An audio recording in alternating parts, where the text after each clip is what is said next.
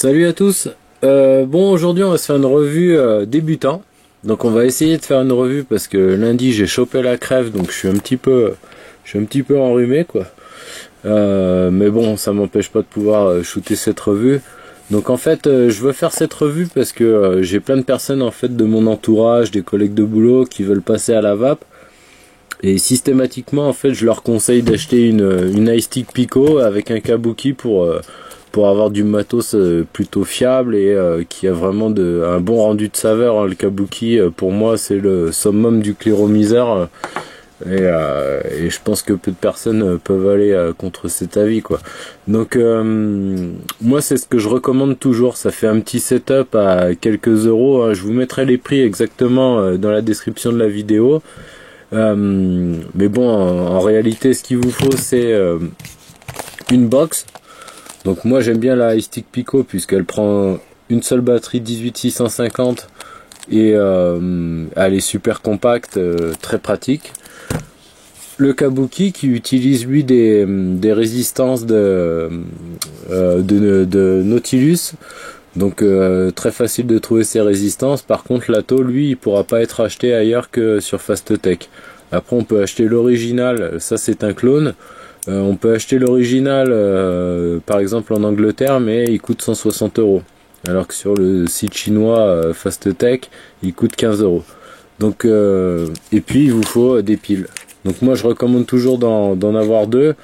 On part avec une pleine dans son sac et puis une dans la box. Et puis voilà, si on tombe dans un guet-apens ou qu'on n'a pas eu le temps de recharger l'autre, on a toujours une d'avance. Donc c'est toujours sécurisant d'avoir un accu d'avance, et puis c'est évite d'aller racheter un paquet de clopes. Cette revue vraiment je la destine aux gens qui veulent arrêter la cigarette et tester la cigarette électronique, hein. Donc tout ce qui est produits reconstructibles et tout, je pense que cette revue va pas vraiment vous intéresser. Donc là typiquement c'est une copine qui m'a demandé de lui commander un setup complet. Donc je vais le déballer avec vous, je vais vous montrer les points importants à respecter pour l'utiliser dans de bonnes conditions, et puis comment charger. Donc vous inquiétez pas, il y a un peu des termes techniques tout ça, mais si vous suivez un petit peu les recommandations, il n'y aura pas vraiment de soucis. Une fois que c'est réglé, il n'y a pas de problème. On a tous été confrontés à ça au début, hein. Moi je me rappelle quand j'ai acheté ma première cigarette électronique, le mec, j'avais l'impression qu'il me parlait en chinois, il me parlait de trucs, bon voilà. Donc je me doute bien qu'un primo-accédant là, quand il m'entend parler, nous on baigne là-dedans depuis des années, quand il m'entend parler, je m'en rends même plus compte, mais je dois parler en chinois quoi. Donc voilà. Donc je vais essayer d'être le plus simple, clair possible. On va faire les choses dans l'ordre et je vais essayer d'expliquer tout ça.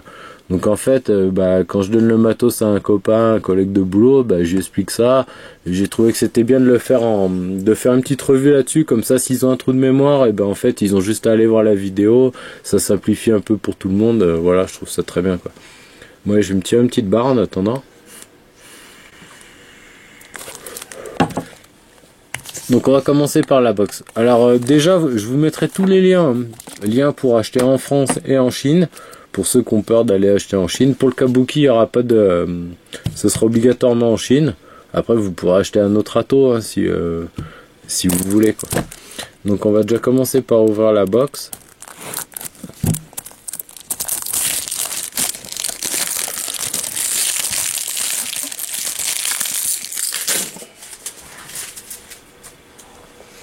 Hop, donc ça se présente comme ça. Vous voyez, elle est vraiment très petite. Si je la mets dans ma main. Donc pour moi, ça c'est un setup qui est facilement transportable dans la poche. C'est pas un gros blocos. Voilà, si vous voulez, je mets ma box à côté. Vous voyez un peu la différence, quoi. Donc pour commencer, ça c'est très bien. Moi personnellement j'en ai une, là je l'ai prêté à quelqu'un qui veut passer à la vape, mais perso moi j'ai une Pico et je l'aime bien, hein. Souvent je l'emmène au boulot, elle me prend pas la tête, c'est une très bonne petite box fiable, voilà, pour débuter c'est très bien. Donc si on fait le tour du paquet, il y a un petit manuel d'utilisation. Bon là on va pas en faire le tour puisque je vais tout vous expliquer directement. Et voilà, vous avez votre câble pour recharger votre box. Donc, je vais ranger le reste. Donc si on fait un peu le tour, là on a le bouton pour faire feu. Quand on aura notre atomiseur, c'est ce qui sert à faire la vapeur. Quand on voudra faire de la vapeur, il faudra appuyer sur ce bouton. En dessous, on a un bouton plus et moins, c'est pour régler en fait la puissance de vapeur qu'on veut, plus ou moins de vapeur. Je vais expliquer ça dans un deuxième temps. Ici, on a un petit bouchon qu'on dévisse. Et c'est ici qu'on va insérer notre pile. Donc vous voyez, le sens est bien indiqué, le plus vers le bas. Donc là, on va se prendre une pile. Donc là, moi j'ai acheté des MXJO 20 ampères, 3600 mAh. Bon, je m'étale pas là-dessus, mais je vous mets le lien dans la description. Si vous prenez ces piles pour faire de l'inhalation indirecte, c'est largement suffisant. Il n'y a pas 36 000 questions à se poser.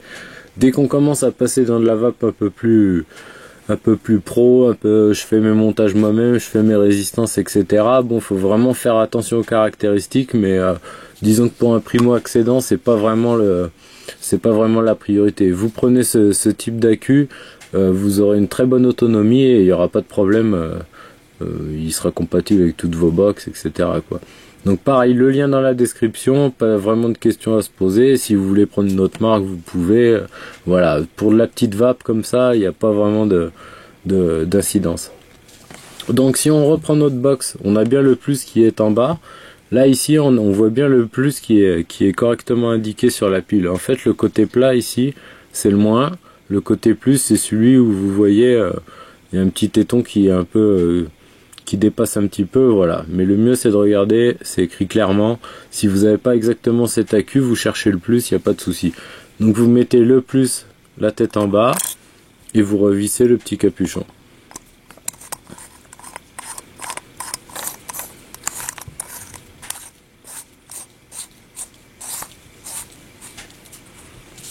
Voilà. Donc là la box démarre. Donc un truc que j'ai déjà dit plusieurs fois, moi je comprends pas que sur ce type de matériel, quand on l'allume la première fois, il soit réglé à 75 watts alors qu'on va vaper à 10 watts pour un débutant. Donc ça pour moi c'est une incohérence totale. Pour moi le fabricant devrait dire quand je mets ma pile pour la première fois on démarre à 8 watts par sécurité. Je vais expliquer tout ça un petit peu plus tard, mais quand vous allez mettre votre ato, si vous faites feu là à 75 watts directement, vous cramez votre résistance. Vous inquiétez pas, il n'y a rien de compliqué, on va faire le tour de tout ça ensemble.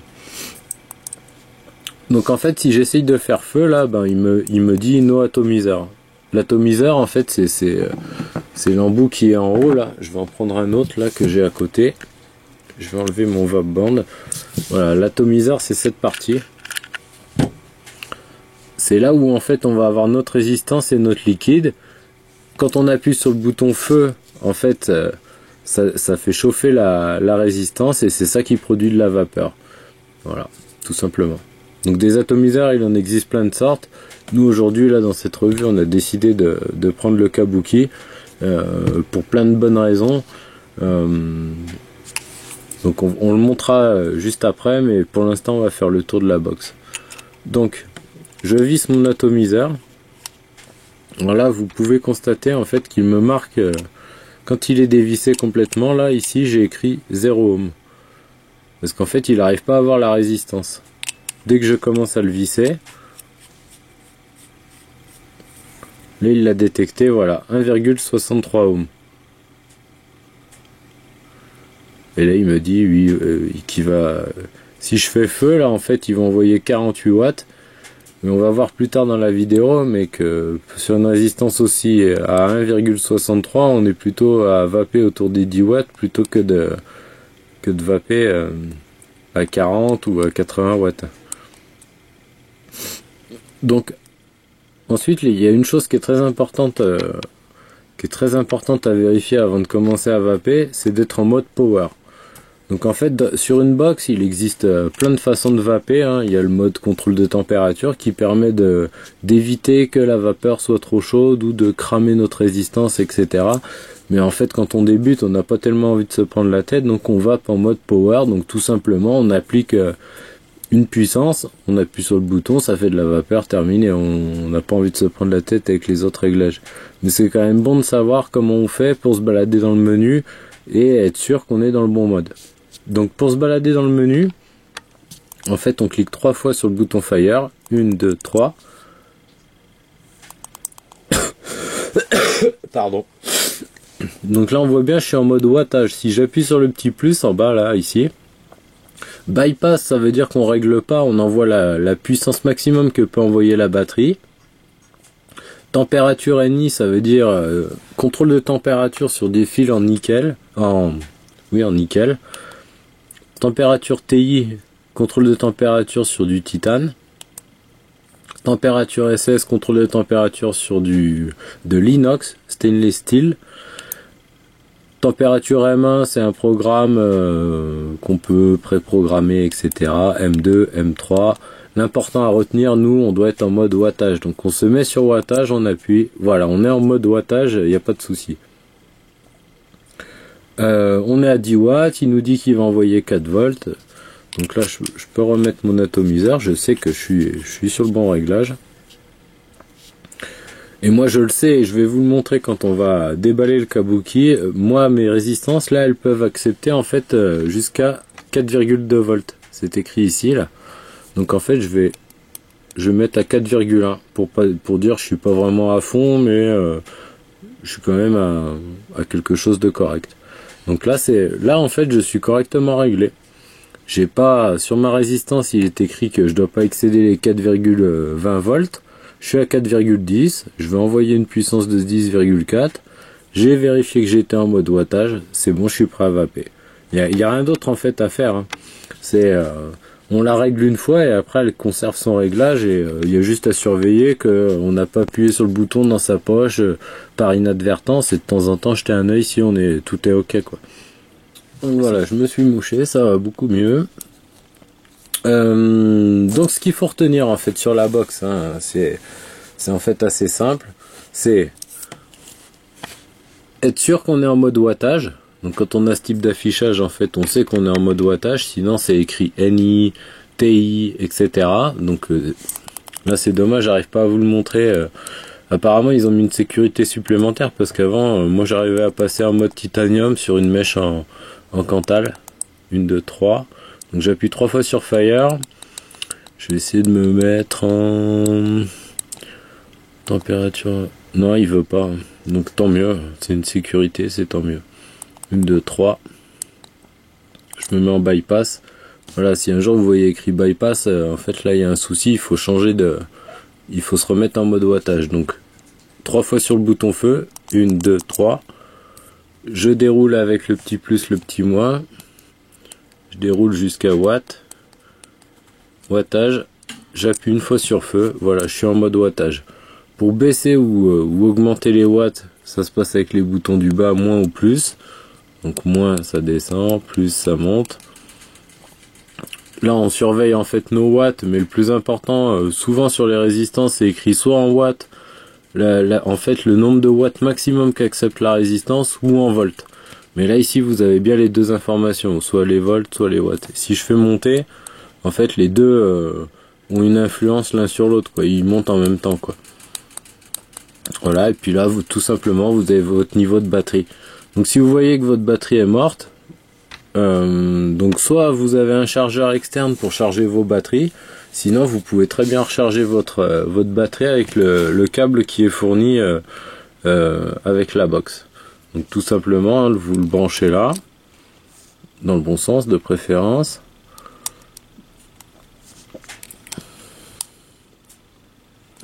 Est-ce que je suis dans le bon sens? C'est comme ça, c'est mieux. Voilà, vous le branchez là. De l'autre côté, vous prenez votre chargeur d'iPhone, ce que vous avez en fait. Hein. Un chargeur d'iPhone, un chargeur d'iPad, n'importe quel chargeur en fait qui a une prise USB dessus. Donc là je vais vous montrer, juste pour montrer ce que ça donne quand c'est en train de charger. Là par exemple j'ai le chargeur du téléphone mobile de ma femme qui est juste à côté. Voilà, et là on voit le petit éclair là, on voit que la box est en train de se recharger. Voilà, et quand c'est plein, bah vous verrez, votre barre sera tout en haut, elle est pleine. Alors ça c'est... voilà. Si vous n'êtes pas sûr que ça va le faire, la vape, etc., moi je conseille toujours d'acheter la box, la taux, une batterie ou deux. Moi je pense que c'est toujours mieux d'en avoir deux et de pas tout de suite investir dans le chargeur de batterie. Et puis de le voir dans un second temps si c'est plus pratique pour vous. Donc là bon, je pense qu'on a fait le tour de la box, donc je vais rapidement vous montrer un chargeur de batterie.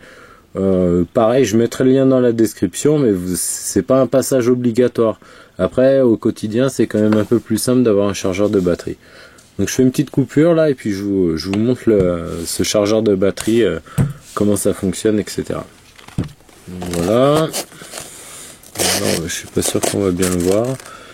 Donc voilà, ça c'est le genre de chargeur de batterie que je conseille, hein. Il en existe avec deux recharges, deux batteries simultanées ou quatre, voire même plus. Mais bon, si vous êtes tout seul à vaper chez vous, c'est pas la peine d'acheter un avec 150 emplacements. Donc là c'est un Nitecore D2. Donc moi j'ai que des Nitecore, hein. Moi j'ai un D4 parce qu'on est deux à vaper à la maison, donc 4 c'est pas de trop, et puis moi j'ai pas mal de types de batteries différentes. L'avantage c'est qu'il prend à peu près toutes les batteries, donc voilà, vous êtes tranquille avec ça, il n'y a pas de souci. Donc je le répète, hein, c'est pas un passage obligatoire, mais c'est un peu plus pratique. Et un peu plus rapide aussi à recharger les batteries selon le chargeur. Donc je le déballe rapidement hors cam.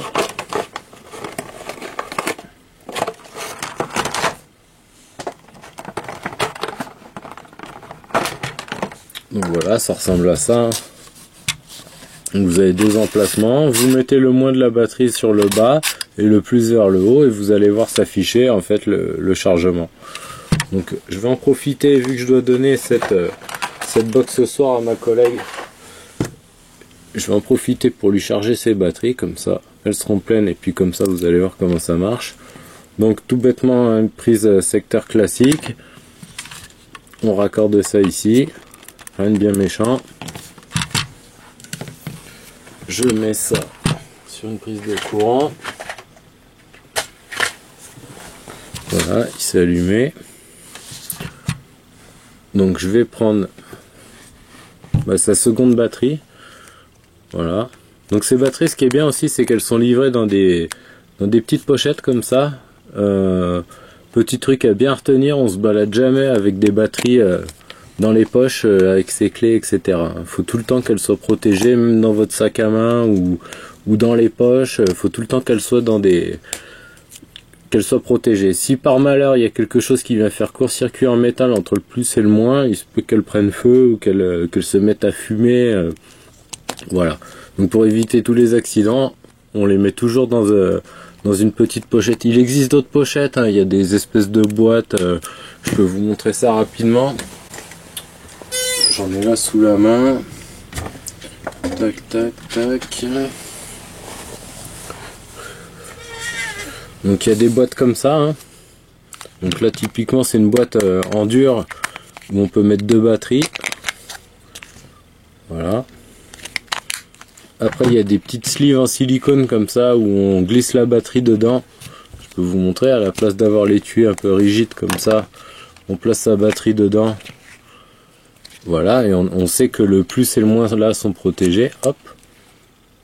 Voilà, et puis il existe en double et en souple comme ça.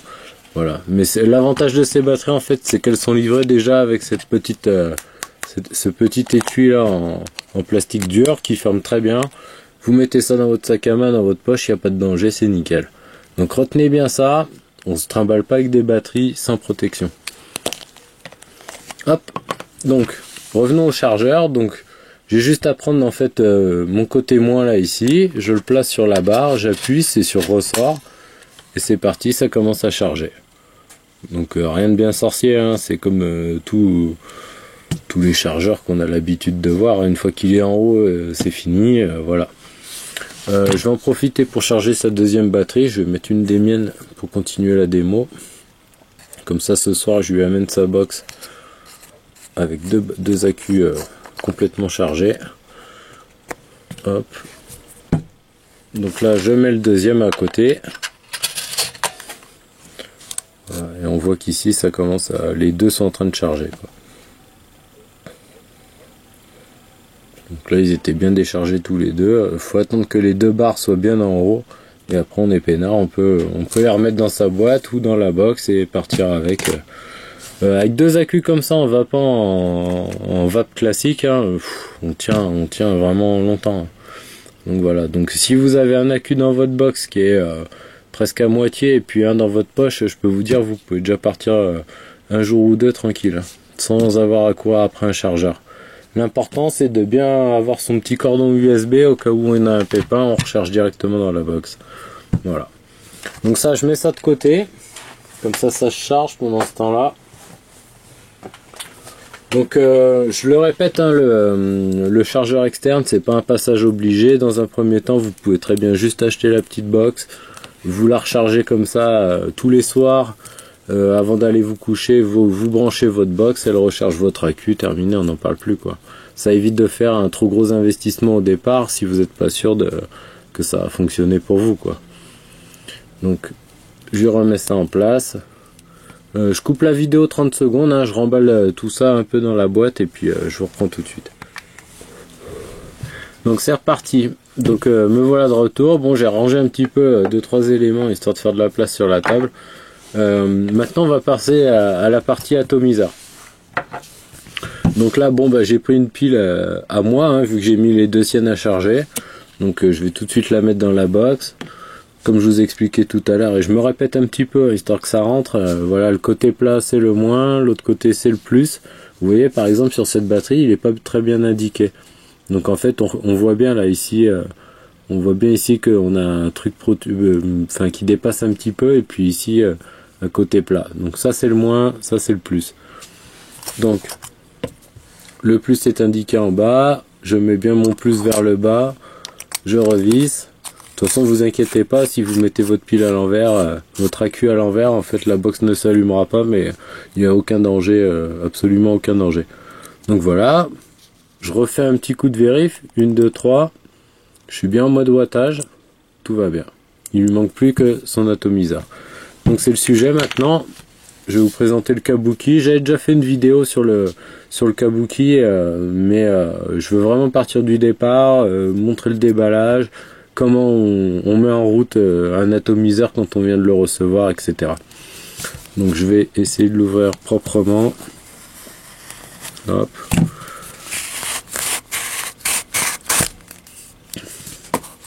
Donc quand on déballe, on voit qu'on a une résistance d'avance qui est fournie. C'est-à-dire qu'elle a été bien chahutée pendant le transport, on voit qu'elle a été bien secouée. On a un sachet de spare. Donc ça en fait c'est si vous perdez une petite vis de votre ato ou il y a un joint qui est endommagé, en fait vous en avez d'avance pour les remplacer. Mais pour le moment tout est déjà monté, il n'y en a pas besoin, mais mettez-les bien au chaud, ça peut servir un jour. Ensuite on a notre atomiseur.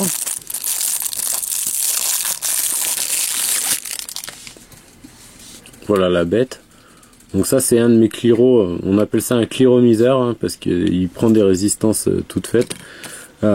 C'est un de mes cliros préférés, hein. Franchement en termes de saveur, en termes de vape, il est vraiment excellent. Et une petite clé Allen. Voilà, c'est tout ce qu'il y a dans cette boîte, hein. Je vais aller à fond, je vais tout enlever, vous voyez, il n'y a rien d'autre. Donc pareil, on peut garder la boîte, hein, pour le trimballer, ou on ne sait pas, pour déjà ranger ces petits sachets de spare et sa résistance supplémentaire. Est-ce qu'il y en a une montée? Non, ils en ont pas monté. Donc en fait, c'est pas une résistance supplémentaire, elle va nous servir tout de suite. Donc voilà comment ça se présente. Donc le petit socle noir, en fait, ça c'est juste pour le transport, il sert absolument à rien, on peut le dévisser tout de suite. Voilà. Après ça peut vous servir de support si vous en avez plusieurs aussi pour le poser sur une table et qui tombe pas. Donc moi j'ai tendance à dire qu'il faut le conserver, ça peut toujours servir.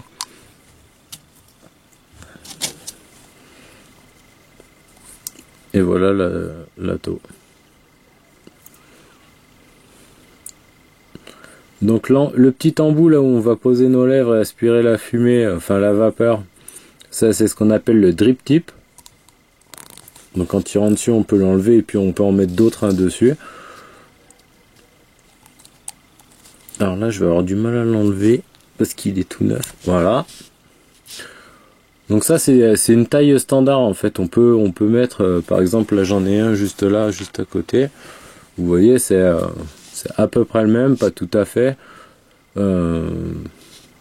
Après, si vous en voulez un rose, un bleu, un violet, vous pouvez aller dans n'importe quel shop. Dans n'importe quel magasin de cigarettes électroniques et vous pouvez acheter un drip tip qui vous plaît mieux que celui-ci. Donc celui-ci je vais le ranger tout de suite, vu que je suis enrhumé je vais pas vaper dessus et lui amener son atto ce soir, sinon elle va choper la crève. Voilà, donc là en fait il se sépare en 3 morceaux, hein. Donc là on a le bas. Donc c'est ici qu'on va venir en fait visser notre résistance là qui est ici. Ici on voit qu'on a une petite vis et c'est à ça que sert la clé Allen, c'est si on veut plus ou moins de tirage. En fait quand on est fumeur, en fait on a tendance à vouloir un tirage bien serré. Parce que quand on tire sur une cigarette, c'est pas très aérien, en fait il faut forcer un petit peu. En général les gens qui attaquent à vaper, ils préfèrent un tirage serré. Et en fait cette petite vis, quand vous tournez dans le sens des aiguilles d'une montre, ça vous sert à serrer. Et plus je desserre, et plus ça va être aérien, et plus il y aura de vapeur. Ce que recherche un fumeur avant tout aussi, c'est ce qu'on appelle le hit. C'est cette espèce de sensation de quand on fume une cigarette, on a un peu l'œsophage qui se rétracte. Voilà, c'est ça que recherche l'ancien fumeur ou le fumeur qui essaye de passer à la vape. Ce qui va créer ce hit, en fait, c'est et le liquide et aussi un petit peu la façon dont on a réglé notre tirage. Donc ça après c'est à chacun de voir qu'est-ce qui lui plaît le mieux. Chacun voit midi à sa porte quoi. Mais ce qui est bien c'est de faire des essais, de mettre serré à fond, après de desserrer un petit peu, essayer, redesserrer, resserrer.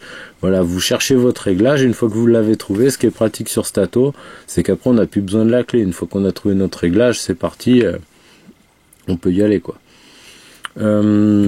Ensuite, on a notre fameuse glace en Pyrex, hein, c'est ça qui va retenir en fait le liquide à l'intérieur. Donc ça, rien de sorcier. Hein. Et puis cette partie. Voilà. Donc nous finalement, hein, on n'a pas grand chose à faire. Hein. En fait, ces deux parties-là, elles restent tout le temps ensemble. Là, on va juste venir positionner notre résistance et revisser le tout. Une fois que le tout sera resserré, ça bouge plus, il n'y a pas de problème. Ces deux éléments, finalement, vous n'aurez jamais quasiment à les séparer. Alors, pareil, je refais une petite pause. Hein, je suis désolé, mais je suis quand même pas mal enrhumé. Je reviens tout de suite. Donc, reprenons. Bon, bah, je vais tirer une petite barre quand même.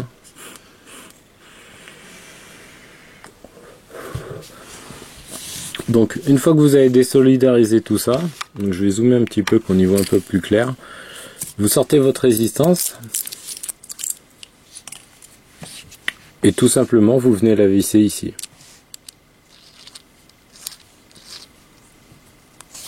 Vous serrez bien, il faut vraiment que ça aille à fond. Hein. Là c'est bien, je peux pas aller plus loin, donc là c'est bon. J'en profite pour vous montrer qu'en fait c'est sur les résistances que c'est écrit jusqu'où on peut aller.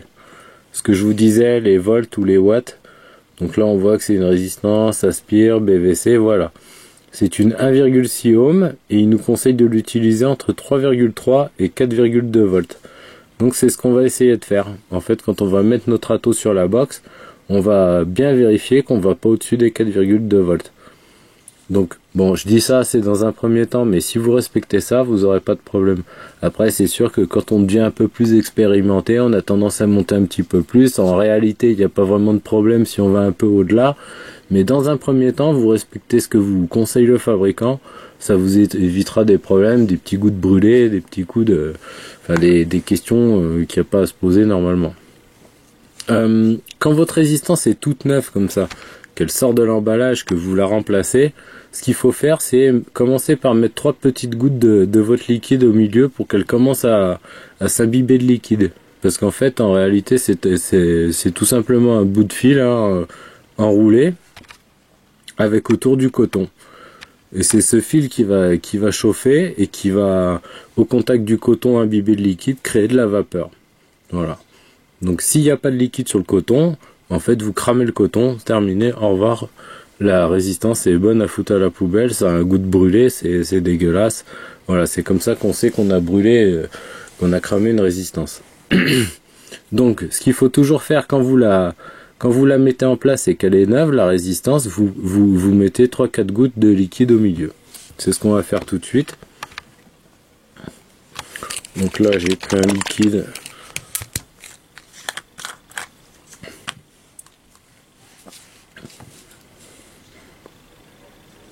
Donc 1, 2, 3, 4. Donc là, ça coulait assez vite quand même. Et ce que je vérifie, moi, c'est que mon coton change de couleur ici. Donc là, on n'a pas eu le temps de le voir, mais au départ, il était bien blanc. Et là, j'ai vu que immédiatement, il s'est coloré. Donc je sais que mon coton a bien absorbé le liquide. Voilà, on voit pas de résidus de liquide. Un tout petit peu là sur la paroi, mais il y a quasiment rien. En fait, mon coton a bien imbibé le liquide. Donc là, c'est bien, on est nickel. Ensuite, vous prenez votre partie réservoir à liquide et en fait vous avez juste à faire couler le liquide ici entre la partie en fer et la partie en verre jusqu'en haut là ici. Donc on va le faire tout de suite. Alors si je me mets en face de la cam, c'est encore mieux, comme ça vous voyez ce que je fais. Vous aurez sûrement des pipettes beaucoup plus pratiques.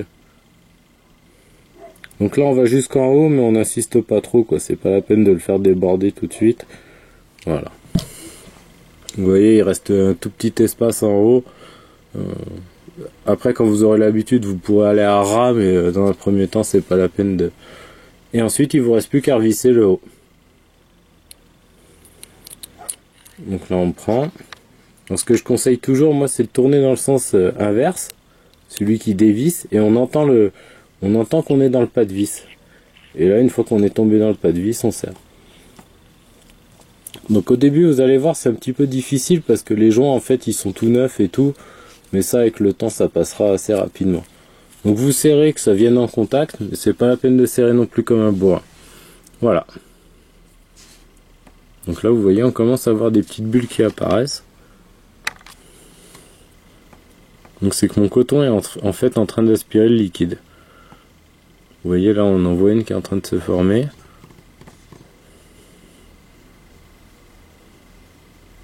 Donc ça c'est toujours bon signe, hein. Quand on voit des bulles comme ça veut dire que notre liquide pénètre bien dans le coton de la résistance et que tout se passe comme prévu en fait.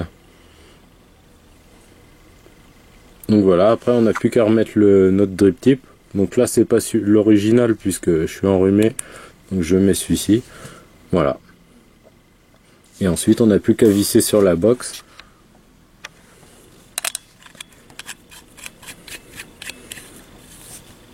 Et on patiente 10 minutes, un quart d'heure. En fait il faut patienter 10 minutes, un quart d'heure quand la résistance est neuve. Une fois que vous aurez, au bout de ces 10 minutes, un quart d'heure, on va commencer à vaper dessus et tout. S'il faut remettre du liquide, il n'y aura pas besoin de patienter. On ouvre le bas ici qu'on vient de revisser. On refait le plein de liquide, on revisse notre base, on resserre le tout et c'est parti, on peut y aller direct. Tout ce que je viens de montrer, l'histoire des 3 gouttes et d'attendre 10 minutes, un quart d'heure, c'est uniquement quand la résistance est neuve. Voilà. En fait, bon, ça peut peut-être faire beaucoup d'informations d'un coup, mais finalement, il y a 4, 5, 6 points essentiels à retenir. Et après, une fois qu'on a pris l'habitude, c'est comme tout, on le fait très naturellement et ça va tout seul, quoi. Donc là, surtout, ne vous précipitez pas à vouloir absolument vaper tout de suite. Attendez bien les 5-10 minutes. Ça vous évitera de cramer votre résistance là directement. Donc là, bon, bah, je vais faire une petite pause de 10 minutes, un quart d'heure. Et puis, on se refait un petit tour des réglages de la box. On tire nos premières barres dessus. On va bien contrôler qu'on n'est à pas plus de 4,2 volts, etc., etc. Donc je fais une petite pause et je vous reprends tout de suite. Bon, me voilà de retour, bah, ça fait bien un quart d'heure que ça repose. Du coup on est prêt à vaper. On va juste faire juste une petite astuce là que j'ai oublié de dire. Moi quand je laisse reposer 10 minutes comme ça, en fait je tire 3 fois sans appuyer sur le bouton feu pour faire rentrer le liquide en fait dans le coton. Donc là je vais le faire tout de suite, hein. Je tire 3 fois à vide sans appuyer sur rien. Là, normalement, on doit voir des petites bulles qui remontent. Bon, là, on n'a pas eu le temps de le voir, mais là, il y a une bulle qui est remontée. Bon, de toute façon, là, ça fait un quart d'heure que ça repose, donc il y a même pas à faire tout ça. Mais si vous voulez accélérer un petit peu le processus, en fait, c'est bien de tirer 3 fois à vide, histoire d'imbiber le coton, quoi. Ça accélère un petit peu le process, voilà. Si vous êtes un peu pressé, on peut faire ça et réduire un petit peu le temps. Au lieu d'attendre un quart d'heure, on attend 10 minutes, même voire 5-6 minutes. Ça devrait suffire, quoi. Le tout, c'est de bien vérifier qu'en fait, on voit des bulles remonter. C'est ça le plus important, c'est le signe qu'en fait, notre coton est bien en train d'absorber le liquide et qu'il n'y aura pas de problème. Donc le seul truc qui nous reste à vérifier, en fait, c'est est-ce qu'on est au bon réglage. Donc là en fait je vois que ma résistance est détectée à 1,48 ohms et là on est à 3,94 volts. Donc on avait vu tout à l'heure que en fait on pouvait aller jusqu'à 4,2 volts.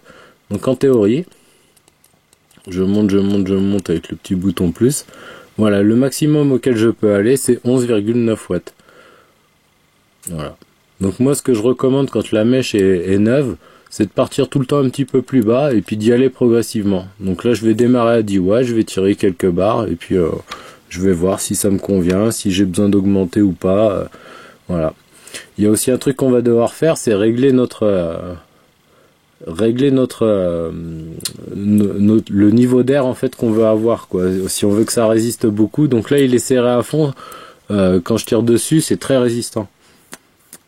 C'est à peine si l'air passe. Donc déjà je vais commencer par l'ouvrir un tout petit peu. Je mets juste un petit tour. J'essaye comme ça à vide. Et puis j'essaye de trouver un peu. Voilà, là pour moi ça me convient. Donc là c'est parti, on va pouvoir commencer à tirer dessus.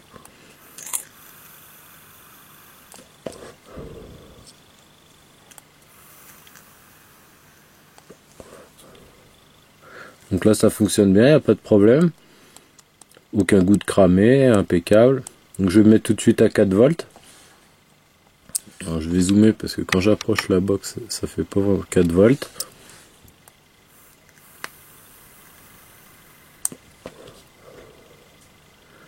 Impec.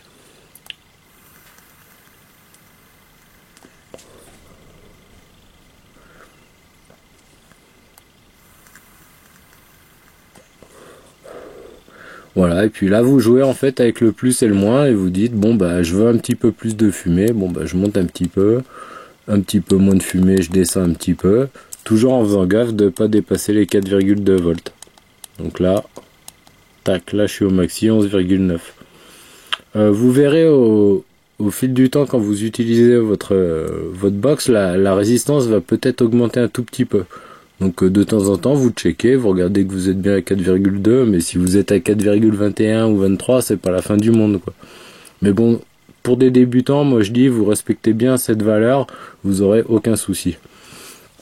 Il y a une question qui revient souvent, comment je sais quand je dois changer ma résistance. Et ben en fait, moi j'ai l'habitude de beaucoup utiliser ce Cliro, donc moi je vous dis les résistances elles tiennent bien entre 2 semaines faciles, voire 3 semaines, hein, et des fois au-delà. Ça dépend un petit peu de votre jus, s'il est agressif ou pas, enfin bon ça vous le voyez, mais de toute façon vous le sentez au goût. Vous allez voir que vous aurez moins de saveur, et puis il y a un moment donné où ça aura un petit goût de coton ou un petit goût de cramé. Dès que vous commencez à avoir le doute, c'est qu'à mon avis ça commence à être un peu usé, et puis il y a un moment où vous avez plus le doute, où c'est même plus agréable, voilà, ben là c'est le moment de changer la résistance.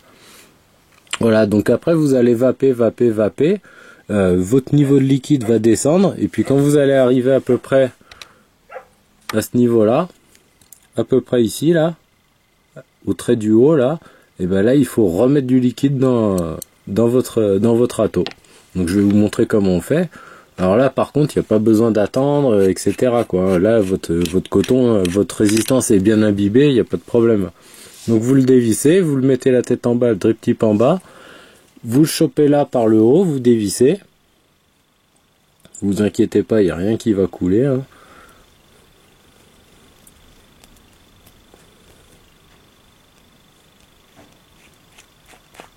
Voilà. Vous posez ça là. Vous reprenez votre fiole et puis vous la glissez entre la paroi, entre le truc en ferraille au milieu et puis la paroi en verre. Vous remontez jusqu'en haut. Vous reprenez ça, vous revissez, terminé. Et vous êtes reparti pour jusqu'à ce que ça redescende jusqu'en bas et ainsi de suite. Et là par contre, une fois que c'est revissé, donc vous revissez, vous forcez pas comme des malades, mais il faut que ce soit serré au maximum, voilà. Vous remettez ça, et c'est parti, hein, vous vapez tout de suite. C'est vraiment quand on met une résistance neuve qu'il faut attendre ces 10-15 minutes et faire l'histoire des 3-4 gouttes. Donc là c'est bon, hein, je peux y aller direct. Donc je vais pas... Vous voyez déjà la résistance là, elle est à 1,50. Elle a bougé un tout petit peu, c'est normal. Donc je vais me mettre aller à 11 watts. Comme ça je suis tranquille, je suis largement en dessous des 4,2 et 11 watts déjà ça fournit quand même une bonne vape agréable.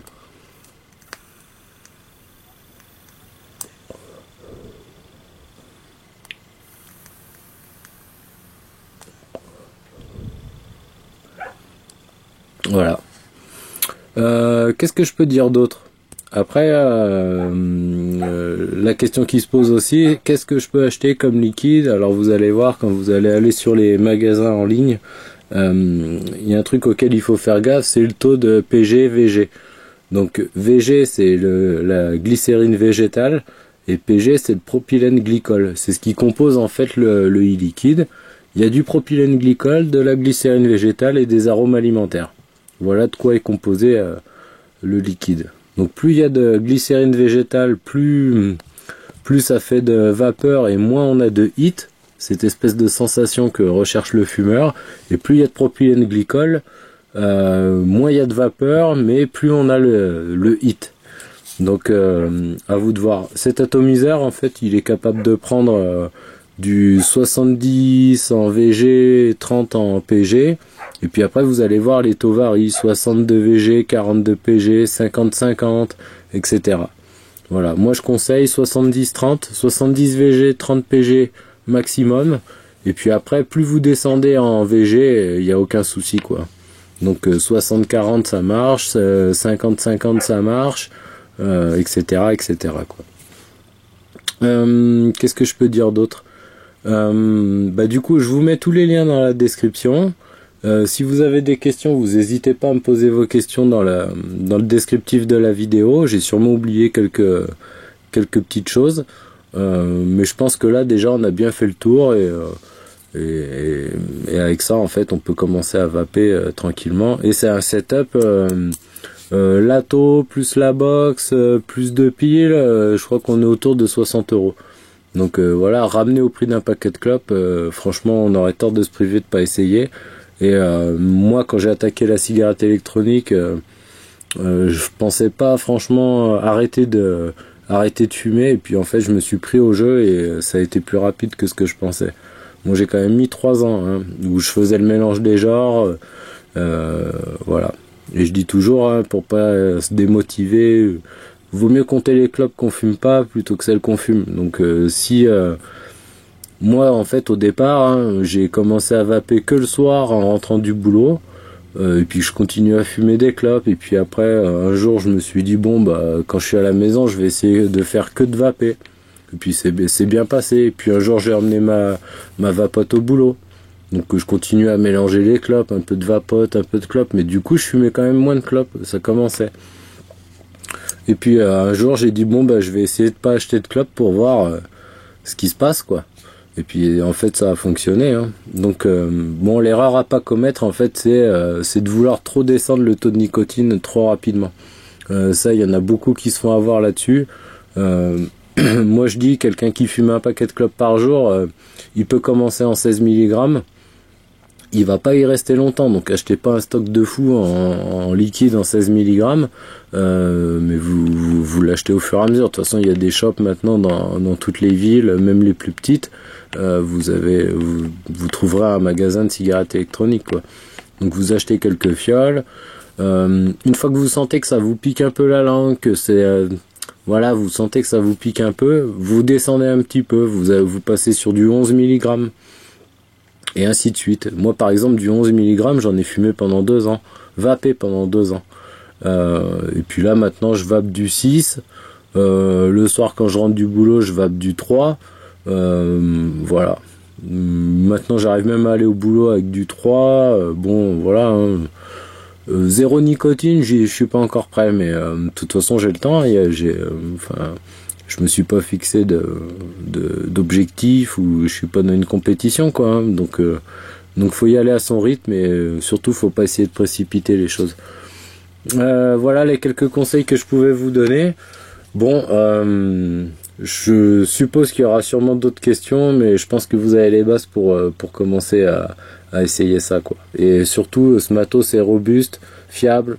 Il y a vraiment peu de problèmes avec ce matériel, je l'ai bien testé, je le connais très bien, c'est ce que je conseille à tous mes amis, collègues, connaissances, dès qu'ils me demandent qu'est-ce que tu prendrais. J'ai pas mal de mes subscribers sur YouTube qui m'ont demandé, oui, je cherche un Cliro pour ma femme qui veut arrêter, tout le monde en est ravi, donc je vous jure que c'est vraiment du bon matériel. Seul souci, bon, c'est que Stato, on peut l'acheter qu'en Chine. Mais bon, vous inquiétez pas, il y a 20 jours de livraison. Mais l'original coûte 160 €. Là, en Chine, il coûte 15 €. C'est un clone. Mais c'est ce qui se fait de meilleur selon moi, quoi. Tous les gens qui l'ont essayé sont d'accord avec moi. C'est vraiment un très très très bon Cliro. Pour moi, sur le marché, il n'y a rien qui arrive à la cheville. Ça, c'est clair et net. Voilà. Donc surtout regardez bien la description de la vidéo, il y aura tous les liens, la box, l'atto, le chargeur, etc. pour l'acheter en Chine ou en France, tout ça, ou acheter les résistances, et puis quelques petits sites pour commencer, hein, je pense le petit vapoteur, Cumulus Vape, des gros sites comme ça, qui sont plutôt bien faits avec quelques petits conseils. Si ça vous intéresse, vous allez voir, il y a pas mal de petits conseils. Et puis surtout aussi, n'hésitez pas à regarder des vidéos sur YouTube, etc. On a beaucoup d'informations sur le net maintenant, donc faut en profiter.